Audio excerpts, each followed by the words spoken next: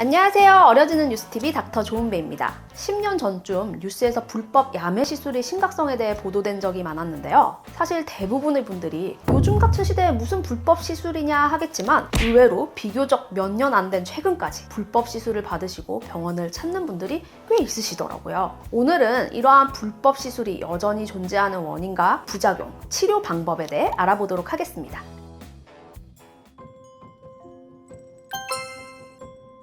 재료의 정품 유무와 상관없이 의료기관이 아닌 곳에서 받은 시술은 모두 불법 시술입니다. 보통은 주름 치료를 명목으로 주사 시술을 가장 많이 받으시는데요. 이 시술이 가장 문제되는 이유는 이 주사 약물이 뭔지 모른다는 것입니다. 보통 공업용 실리콘, 바세린, 파라핀, 불법 콜라겐 등 의료용으로 허가받지 않은 물질을 비롯하여 인체에 사용해서는 안 되는 성분인 경우가 많은데요. 부위도 이마, 볼, 입술 등 정말 다양한 부위의 시술을 받습니다.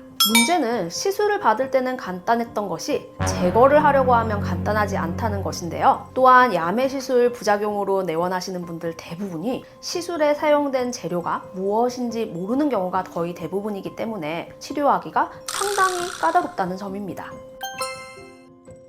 성형외과, 피부과가 넘쳐나는 요즘 같은 시대에도 왜 야매 시술은 사라지지 않는 걸까요? 그 이유에 대해 저렴한 가격을 떠오르시는 분들이 많으실 텐데요. 생각보다 야매 시술의 비용이 병원보다 더 저렴하지 않은 편이고 되려 더 비싼 경우도 있습니다. 보통 이러한 시술들은 지인 추천으로 받는 분들이 대부분인데요. 지인이 소개했기 때문에 야매라는 것을 알더라도 안전하다는 착각으로 받는 거죠.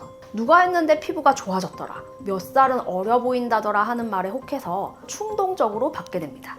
이렇게 시술을 받고 효과가 있다고 착각하여 친구나 가족들에게 적극적으로 홍보하고 소개하는 경우가 많기 때문에 여전히 불법 야매 시술이 존재하게 되는 거죠. 이러한 불법 시술들은 위생적이지 못한 도구와 환경, 불법 재료 등으로 인해 처음에는 아무런 증상이 없더라도 시간이 경과하면서 피부가 울퉁불퉁해지거나 딱딱해지기도 하고 심하면 염증이나 괴사 같은 심각한 부작용이 발생할 수 있다는 점입니다. 또 적절한 약물 처방이 불가능하기 때문에 시술 후 알러지 반응이라던가 염증 반응에 대한 예방과 처치가 전혀 불가능하게 되는 거죠. 불법 시술 재료들은 우리 몸의 물질이 아닌 외부에서 주입된 이물질이기 때문에 경우에 따라 면역 반응을 일으키기도 또 부작용을 유발할 수도 있습니다. 또 대체적으로 과하게 주입되는 경우가 많아서 시술 후의 결과에 만족하지 못하는 경우가 대부분입니다.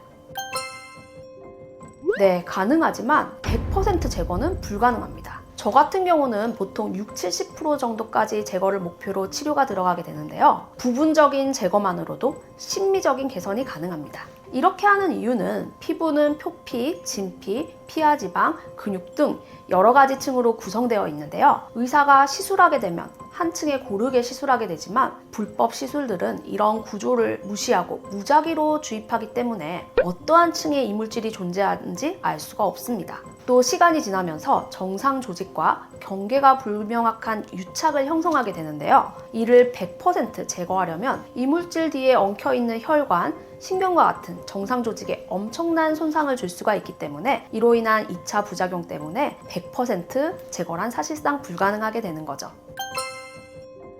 치료 방법은 수술을 통해 피부를 절개하여 직접 제거하거나 캐뉼라를 이용하여 흡입하는 수술적 방법이 있고요. 또 녹이는 주사, 레이저, 압출 등을 이용한 비수술적 방법이 있습니다. 절개를 이용한 수술적 방법의 경우 가장 확실한 방법이지만 얼굴에 흉터가 남고 아무래도 장벽이 크게 느껴지는데요.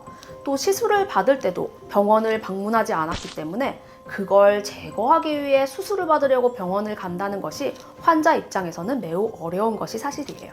비수술적 방법으로는 피부 내에 특수 용액을 주입하여 이물질을 용해하는 방법, 또 고주파 레이저를 조사하여 열에너지로 이물질을 용해하고 경우에 따라 압출을 병행하는 방법 등을 이용하고 있습니다. 안타까운 점은 불법 시술을 받은 분들이 시술 결과에 불만이 많더라도 이걸 밝히는 것도 수치스럽다고 느끼는 경우가 많아요. 치료를 전혀 생각하지 않고 그냥 참고 사는 경우가 대부분입니다. 그래서 수술보다는 간단한 주사와 레이저를 이용한 시술이 좀 더 환자 입장에서는 쉽게 받아들일 수 있어 많이 추천하고 있습니다.